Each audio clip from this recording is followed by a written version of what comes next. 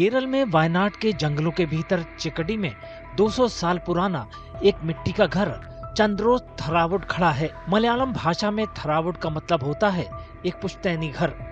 ऐसा घर जो कई पीढ़ियों की विरासत को खुद में समेटे होता है। केरल में इस तरह के घर मिलना कोई अनोखी बात नहीं है, लेकिन यहाँ रहने वाले परिवार के लिए असली मुद्दा विरासत नहीं बल्कि मालिकाना हक है। दशकों से चंद्रोत परिवार 3.5 एकड़ से ज्यादा जमीन पर खेती करता आ रहा है, जहां वे कॉफी, काली मिर्च और धान उगाते हैं। वे एडनाडन चेट्टियन समुदाय से ताल्लुक रखते हैं, जो दशकों पहले कासरगोड से यहां आकर बस गया था।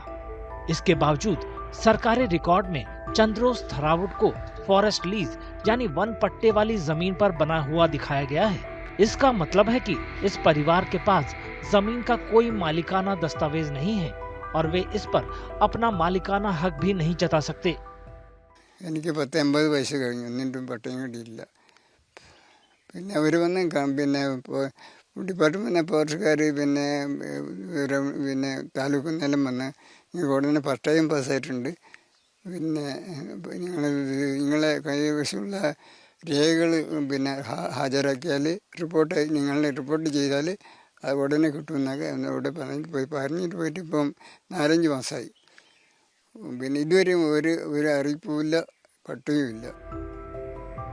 उस एक दस्तावेज के न होने से उनकी जिंदगी के हर पहलू पर असर पड़ता है। बिना मालिकाना दस्तावेज के परिवार सरकारी घर समेत कई कल्याणकारी योजनाओं का फायदा नहीं उठा सकता। साथ ही वो जंगली जानवरों से फसल खराब होने पर मुआवजा भी नहीं मांग सकता, जो वायनाड के जंगल के किनारों पर आम बात है। ദൈവങ്ങളെ വിശ്വസിച്ചിട്ടാണ് ഞങ്ങളിവിടെ ജീവിക്കുന്നത്. ഭയങ്കര വന്യമൃഗ ശല്യമുണ്ട്. പിന്നെ ആന, പന്നി, കുരങ്ങ്, പിന്നെ എല്ലാ ജീവജാലങ്ങളും ഉണ്ട്. അതെല്ലാം മതി കടന്നിട്ടാണ് ഞങ്ങളിവിടെ ജീവിച്ചു വരുന്നത്. ഇതുവരെയും പട്ടയം കിട്ടിയില്ല. അച്ഛൻ്റെ കാലത്തുമില്ല, എൻ്റെ കാലത്തുമില്ല. चुनौतियां केवल जमीन तक ही सीमित नहीं है। चंद्रोस थरावुड खेतों और जंगलों से घिरा हुआ है। उचित सड़क संपर्क न होने के कारण आवागमन केवल जरूरी कामों तक ही सीमित है, लेकिन इसमें शिक्षा भी शामिल है, जो कि एक रोजमर्रा की जरूरत है। ഞങ്ങൾ ഇടനാടിൽ ചെട്ടി സമുദായത്തിൽപ്പെട്ടവരാണ്. ഇവിടെ യാത്രാ സൗകര്യം കുറവ്, കുട്ടികൾക്ക് പഠിക്കാൻ ബുദ്ധിമുട്ട്, സ്കൂളിൽ പോകാൻ ബസ്സുകളില്ല. പിന്നെ അത്യാവശ്യം ഇപ്പോൾ പ്രൈവറ്റ് ബസ്സും ഒരു KSRTC മാത്രമേ ഉള്ളൂ. നിയമസഭ തീരുമാനിക്കണം, അന്നേരം എനിക്ക് എന്തെങ്കിലും ചെയ്യാൻ പറ്റുള്ളൂ എന്നൊക്കെ സാറ് പറഞ്ഞു തന്നെ. പിന്നെ അതിനുശേഷം ഫോറസ്റ്റ് സ്റ്റേഷൻ ഉദ്യോഗസ്ഥന്മാർ വന്നായിരുന്നു, പിന്നെ താലൂക്കൊന്നും വന്നായിരുന്നു, കണക്കെടുപ്പ് എടുക്കാനൊക്കെ വന്നായിരുന്നു. പിന്നെ ഇടുക്കിയിലൊക്കെ എല്ലായിടത്തും കൊടുത്തിട്ടുണ്ട്, നമ്മൾ ഈ സർക്കാർ കൊടുത്തിട്ടുണ്ട്. ഇടുക്കിയിൽ വയനാട്ടിലും കൊടുത്തിട്ടുണ്ട്, ഇടുക്കിയിലും കൊടുത്തിട്ടുണ്ട്. എല്ലാ ജില്ലയിലും സർക്കാർ പട്ടയം കൊടുത്തിട്ടുണ്ട്. നമുക്ക് മാത്രം തന്നിട്ടില്ല, ഈ നമ്മുടെ സർക്കാർ ഇതുവരെ തന്നിട്ടില്ല. इन्हें किटूनाയാണ് എൻ്റെ പ്രതീക്ഷ.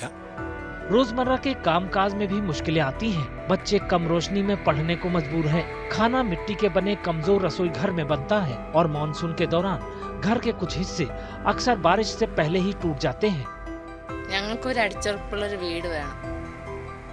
പിള്ളേർ വലുതായി വരുന്നതാ. ഒരു പഞ്ചായത്ത് അപേക്ഷ കൊടുത്തിട്ടൊന്നും കിട്ടുന്നില്ല. മക്കളെ ബുദ്ധിമുട്ടാണ്, സ്കൂളിൽ പോകാനൊക്കെ ഭയങ്കര ബുദ്ധിമുട്ടാണ്. ബുക്കൊക്കെ വെച്ചാൽ ചോർന്ന് എല്ലാം ഇതായി പോവാ, എല്ലാം അകത്ത് കയറ്റി വെക്കലാണ് ഉള്ളത്. പഠിക്കാനൊക്കെ ബുദ്ധിമുട്ടാണ് മഴക്കാലത്തൊക്കെ പിള്ളേർക്ക്. इन दूर दराज के जंगलों में रहने वाले कई दूसरे लोगों की तरह चंद्रोस परिवार भी 9 अप्रैल को होने वाले केरल विधानसभा चुनाव में अपना वोट डालेगा। बदले में वो मालिकाना हक समेत कुछ बुनियादी चीजें चाहता है, जो उन्हें उस जमीन पर कानूनी अधिकार दे जिस पर वे पीढ़ियों से रह रहे हैं। तब तक यहाँ जिंदगी वैसे ही चलती रहेगी जैसे सालों से चलती आ रही है।